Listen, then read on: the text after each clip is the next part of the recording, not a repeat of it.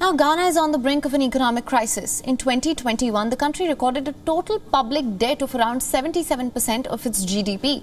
Despite this, Finance Minister said that Ghana was committed to managing its debt without taking assistance from the International Monetary Fund. He also expressed his confidence in the government measures, saying that it was moving the country in the right direction. Here's a report.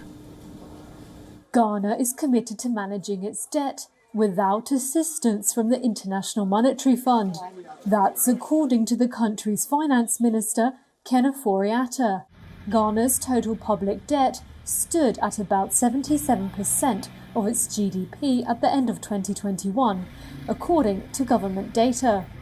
It has pushed one of West Africa's largest economies to the brink of crisis.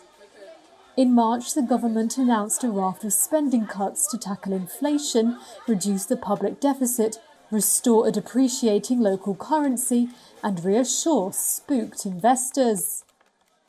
But it has consistently refused to ask the IMF for help.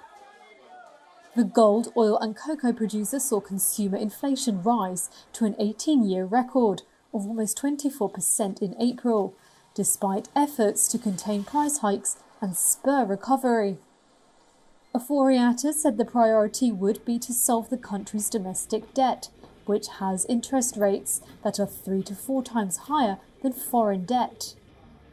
The central bank in March raised its main lending rate by a record 250 basis points and is expected to review this at a Monetary Policy Committee meeting on May the 23rd.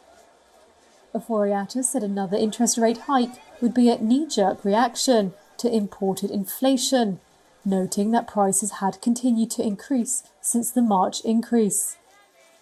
Ghana's credit ratings have been downgraded over concerns about the government's ability to pass legislation to raise revenues. There has been fierce opposition to a tax on electronic payments approved in April, with critics saying it will unfairly impact lower-income people and small business owners. WION is now available in your country. Download the app now. Get all the news on the move.